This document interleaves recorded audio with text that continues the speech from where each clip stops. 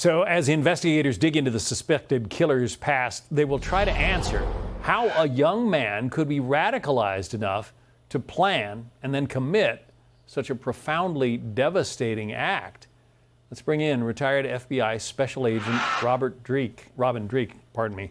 He is also the former chief of the FBI's Counterintelligence Behavior Analysis Program.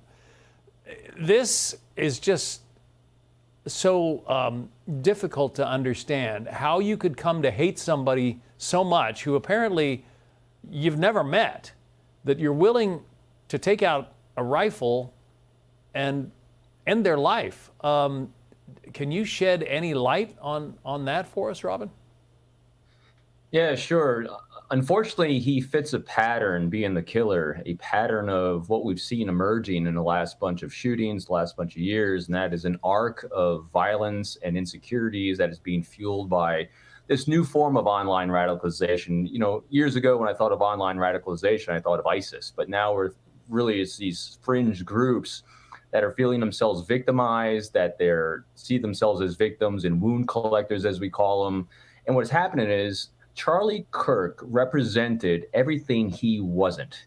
This is as we saw by, what Paul Moore was describing, this lack of a really clear plan executed really poorly shows his really low thinking here, didn't have a great plan, and he really wasn't locked on to who he actually was, whether it's etchings that are all over the place, his plan was all over the place, his ideology was all over the place. Meanwhile, what Charlie Kirk was very clear on who he was, very clear on his belief systems, and most importantly, he could articulate it, he could argue it, and he embodied what everyone is missing on this thing right now. He was curious. He was curious about people that thought like him. He was curious, most importantly, about people that didn't think like him. And this individual that killed him was never curious, not once. And so that is really the fuel that fired him up to do this heinous thing. Yeah, we read, and again, the details will come out if there ever is a trial here, but we read that he sat down with one of his relatives and they both started saying, hey, I hate this guy, Charlie Kirk, and he's coming to campus and I don't like what he says. But how do you go from, disliking what somebody says to going through the motions that we all saw happen here? It astounds me. It astounds people like us because we have rational problem-solving skills that this individual didn't.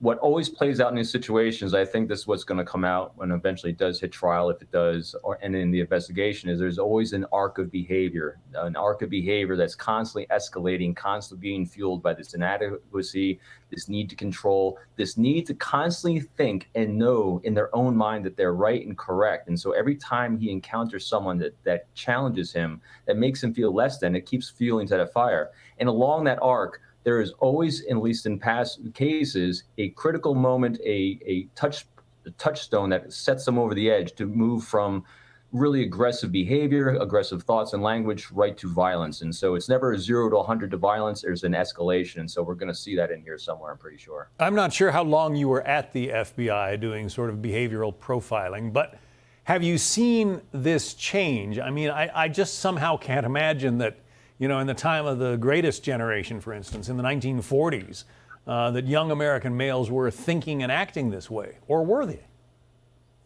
Yeah, I was with the Bureau for 22 years before I retired, all doing behavioral analysis. And what hasn't changed over the course of the history of our species is this need and desire to communicate. And what has really fueled us for all time as a species, which has brought us great successes, is our curiosity. And when we are curious, we have this great ability to innovate.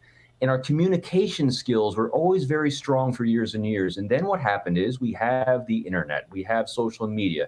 And when social media hit, people started posting their 5-second highlight reels on life. And we get caught up in this cult of comparison, the disease of more. And we start comparing ourselves to people that are really just putting fictions out there. And they're not communicating. So that need for the interpersonal communication in a positive light is missing. And all that curiosity has fled away from so many people. So yeah, over the last 22 years and plus 8 since I retired, there's been a major shift, not from what we need and crave, but from the ability to actually communicate it.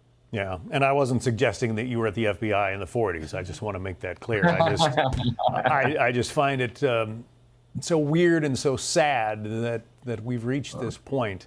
And I've seen so many lies, frankly, about Charlie Kirk on social media from people who apparently just believe everything they hear or read, even if it's not true.